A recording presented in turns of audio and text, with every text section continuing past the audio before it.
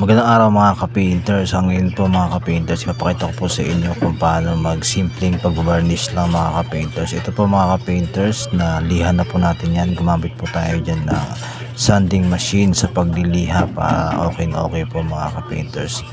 Tapos tatanggalin po natin yung pinaglihahan niya, yung alikabok po, bago po tayo dyan magsisimula mag-apply ng ating first coat ng ating sanding sealer mga ka-painters. Nakikita nyo naman po dyan, napakaganda na ng kahoy, wala na po mamasilihan dyan mga ka-painters, kaya okay na okay po yan. Pwede na po natin i-recta yan ng ating first coat ng sanding sealer.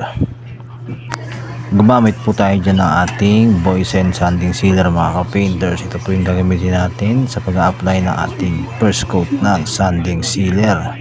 Ito na po mga ka-painters, gamit po tayo ng ating spray gun.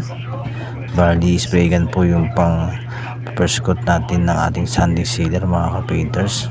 Spray po para medyo pantay na po kahit sa unang mano ng ating sanding sealer. Maayos na maayos po ang ating pag-apply.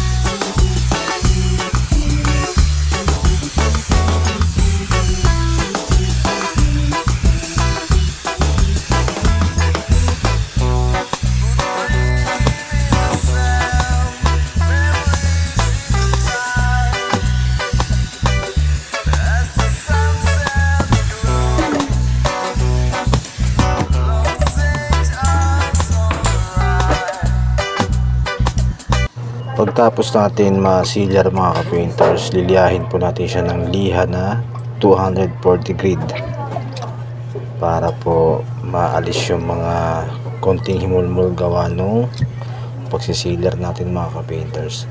Sa pagliliha po mga ka-painters, dapat iaayon natin sa haspe ng ating pinabarnisan mga ka-painters para hindi tayo magkaroon ng problema. Kasi mga ka-painters, kapag kasi hindi mo inayon yung pagliliha mo doon sa haspe ng iyong binabarnisan, makikita po yan kapag nag-sanding sealer ka. Makikita po yung daan ng liha na mayroong ibang direksyon. Kaya dapat iaayon natin sa haspe ng kahoy na ating binabarnisan mga ka-painters. Pagkatapos natin lihain mga ka-painters ng liha na 240, siyempre tatanggalin po natin yung pinaglihan mga ka-painters bago naman tayo ulit mag-apply ng ating wood stain mga ka-painters. Ito na po mga ka-painters, okay na, malinis na po yung ating ginagawang pinto na babatasan natin mga ka-painters. Ngayon po mag-apply na po tayo ng ating Boysen wood stain. Ito po na gamitin natin, yung Boysen wood stain na mahogany. Yan po yung ating papahid dito sa ating binabarnisan na pinto mga ka-painters. Syempre huwag natin kakalimutan na haluin na mabuti ang ating wood stain para yung pinakakulay niya lumabas, kasi po nasa pinakailalim po yan yung pinakakulay ng wood stain mga ka-painters. Ito po mga ka-painters, yan, gagamit na po tayo ng basahan sa pag-apply ng ating Boysen wood stain mahogany. Sa mga hindi pa po nakasubscribe ng aking YouTube channel, please subscribe Gary Construct TV para po may maitulong ako sa mga gusto pong mag-varnish ng kanilang mga pinto, mga lamesa, mga chair po mga ka-painters. Yan po, ito panoorin nyo po ito mga ka-painters. Simpleng paraan ng pag-varnish mga ka-painters. Natural varnish lang po ito, pero astig na astig po ito pag natapos mga ka-painters. Sa mga nagdi-DIY, pwede nyo po panoorin ang aking video para matutunan kung paano ang simpleng pag-varnish. Ito na po mga ka-painters, natapos na po tayo mag-apply ng ating poison wood stain ng mahogany. Ngayon pagpapatuyo lang po tayo ng mahigit kalahating oras para ma-absorb po na mabuti ng pinto yung ating i-apply na wood stain. Ito po mga kapiters, na tuyo na po. Pwede na po tayo mag-apply ng ating Boysen Lacquer Sanding Sealer. Pangalawang coat na po natin ito ng ating Boysen Lacquer Sanding Sealer mga kapiters. Ito na po yung pinaka huli sa ginagawa natin na natural varnish sa pinto.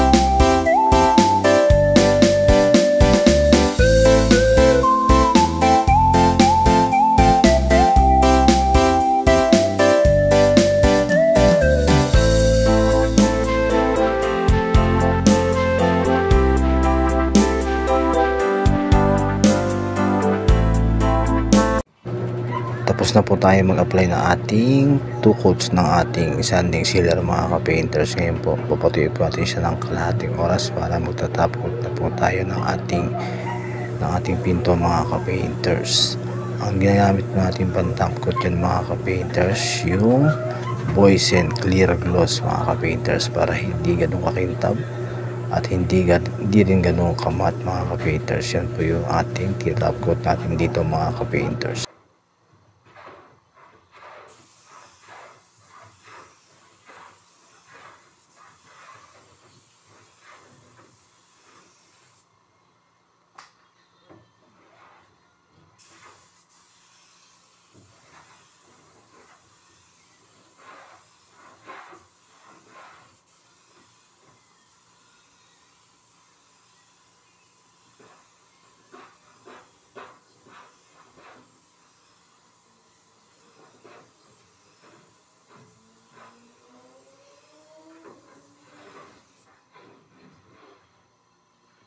Malaki to.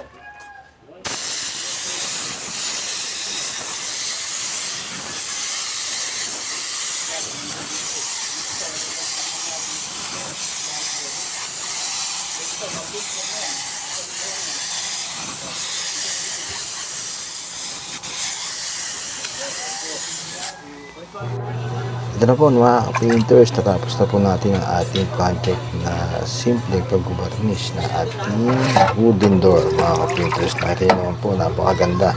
2 coats po yan ng Boysen Clear Gloss. Maraming salamat mga painters.